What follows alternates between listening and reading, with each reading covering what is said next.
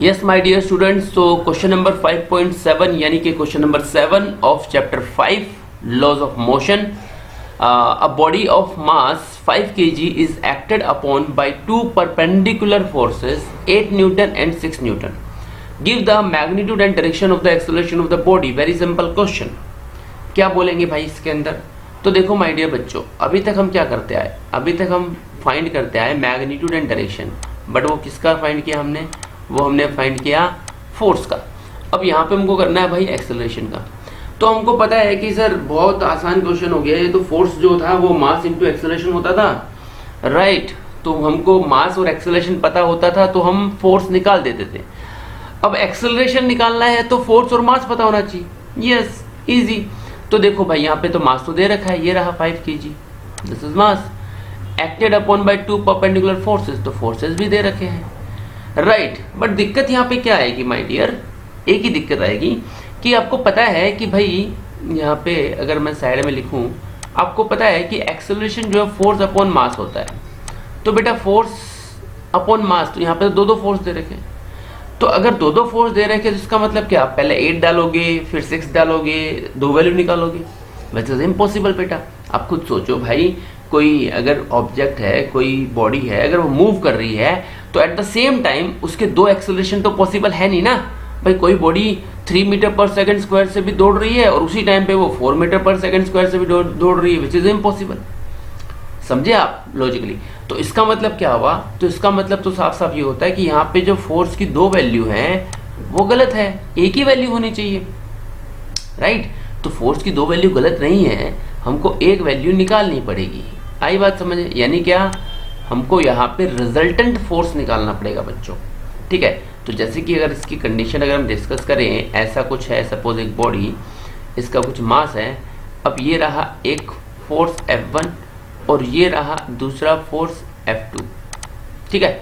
अब इसका रिजल्टेंट जो है, अगर ये दोनों इक्वल होते तो एग्जैक्टली 45 डिग्री पे आता, बट थोड़ा भी नीचे आएगा, ऐसे कुछ 45 डिग्री एग्जैक्ट नहीं होगा.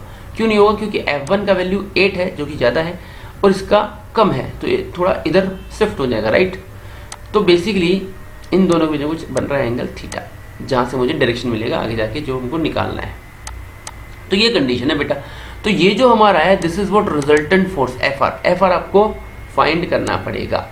तो माय डियर बच्चों, हमने पैरेलल शिफ्टिंग ऑफ वेक्टर पढ़ा है. इसको उठा करके मैं यहाँ रख सकता हूँ, कोई दिक्कत किसी को? नो दिक्कत. तो भाई अगर ये कितना था, 6 था, तो ये 6 हो गया, ये 8 था, ये 8 हो गया. देन अच्छा, अब इसको अगर कार्टेशियन प्लेन में देखें तो ये वाई एक्सिस के अलोंग लग रहा है फोर्स ऊपर की तरफ, तो ये हो जाएगा हमारा जे कैप, और ये एक्स एक्सिस की तरफ लग रहा है, मतलब ये हो जाएगा आई कैप. अब इसका रिजल्टेंट निकालने के लिए माय डियर एक फॉर्मूला है हमारा, एफ आर बराबर वेक्टर का एडिशन, जो कि बन जाएगा 6 जे कैप प्लस 8 आई कैप. ठीक है बेटा?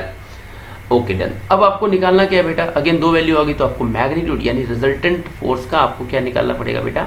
मैग्नीट्यूड निकालना पड़ेगा. And that is what under root 6 का स्क्वायर यानी 36 एंड 8 का स्क्वायर यानी कि 64.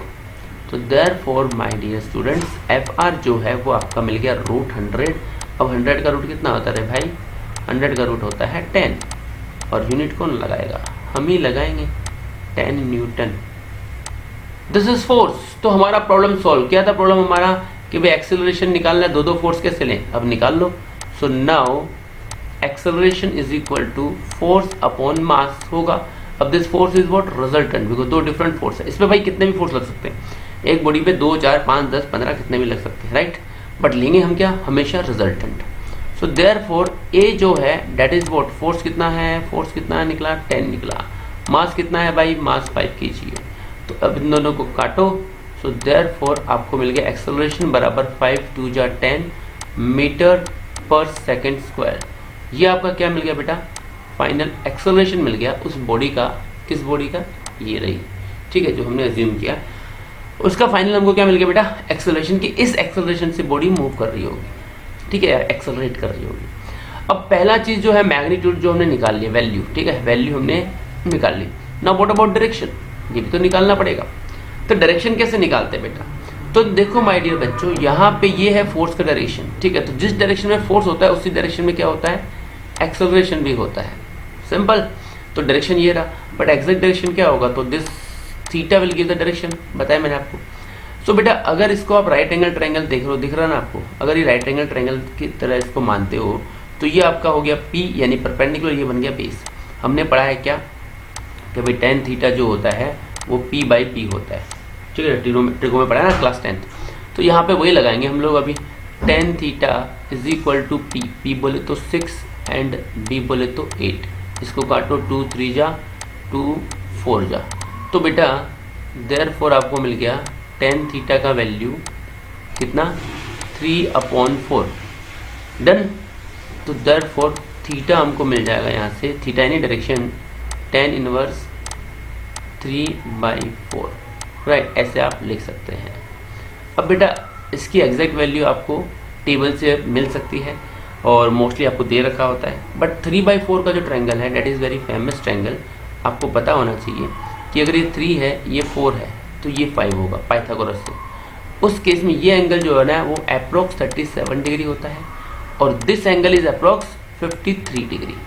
तो भाई हमको तो 3/4 का रेशो देना है, तो देयरफॉर हमको थीटा जो मिल जाएगा वो अप्रोक्स 37 डिग्री मिल जाएगा, यानी कि डायरेक्शन जो होगा वो कितना होगा 37 डिग्री होगा with respect to this X axis.